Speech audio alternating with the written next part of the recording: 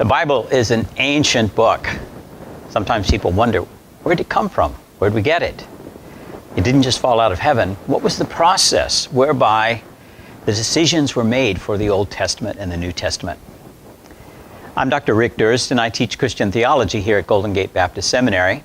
And I want to speak to that issue. How did we get the Bible? Now, more specifically, I want to speak just in a couple of minutes on how did we get the New Testament. I have a book to recommend, and that's The Canon Debate, edited by MacDonald and Sanders, because it covers both the Old Testament and the New Testament. Now, about the New Testament. One of the smallest pieces of the 27 books of the New Testament is the letter of Paul, the apostle, to Philemon. In it, he mentions a slave by the name of Onesimus, who he had shared the gospel with. He had come to Christ, and now he's gone back to face the music of being a runaway slave. In God's grace, Paul had also led Philemon to Christ and helped Philemon start a house church. And so he's sending Onesimus back to Philemon and asking Philemon to receive him as a brother and not as a runaway. Now, Eusebius, in writing the history of the early church, talks about a pastor in Ephesus by the name of Onesimus. By the way, Onesimus is a slave name. It means useful. So somehow a redeemed person with the slave name of Onesimus had become pastor of the church at Ephesus, and this is after Paul and after Timothy. And Onesimus was famous as a collector of the letters of Paul. Now, we don't know if it's the same Onesimus as in the letter of Philemon, but who knows? Maybe it was. All we know is this, that Paul wrote a letter to the church at Ephesus, and it was a treasure for them that they had this. Well, not far from there, other churches received letters too. The church at Colossae received that letter. Now, Philemon, who was at that church, also received a personal letter. And once that was known, everybody wanted to copy each other's letters to collect those together. At the same time, the sayings of Jesus were being shared and preached and taught.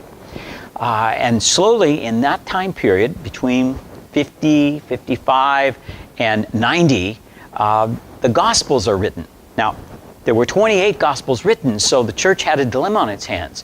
Which ones are authentic and which are false? So the church had to have some sort of criteria for deciding which pieces of the New Testament would be authoritative and which were not. Well, the criteria they came up with are these four. And this is over a process of time because they were looking for universal use.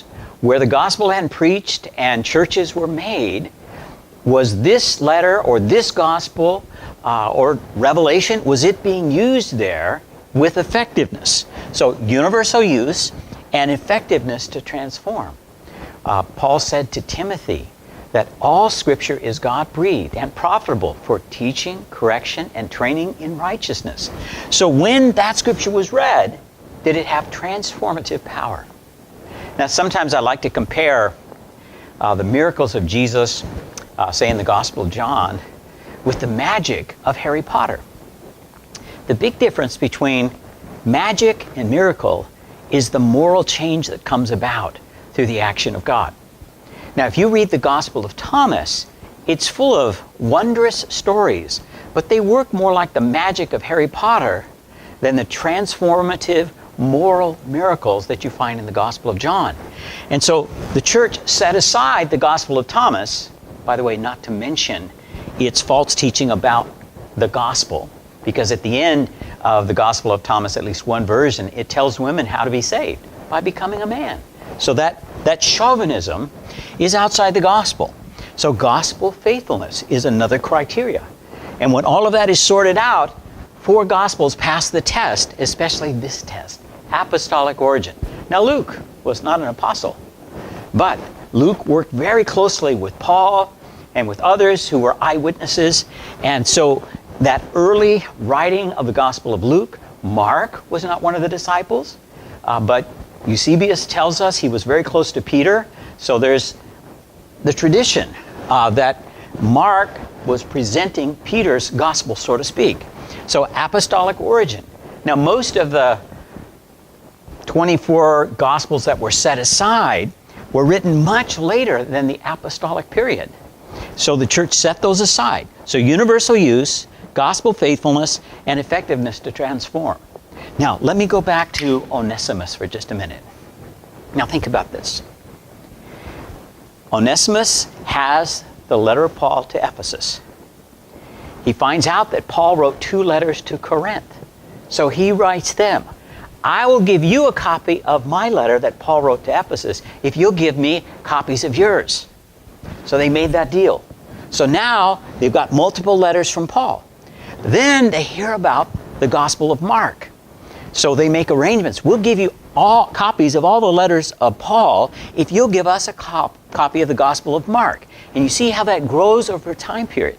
Now again, there was such a rich literature of creativity coming out around the gospel movement that many of these were not authentic or produced later, like the Didache, very effective, but not of early origin. The Shepherd of Hermas almost made it in the New Testament. When you read it, not everything quite squares with the gospel. So it's set aside, meaning that it's not to be read as scripture in the worship service. So over the period of those early centuries, this process winnows out the wheat, so to speak, from the weeds. So by 367, Athanasius writes an Easter letter, and in it he lists all 27 books, and that kind of sealed the deal for what would be authoritative in the church as the New Testament canon. Thanks so much for listening. I hope you'll watch more videos.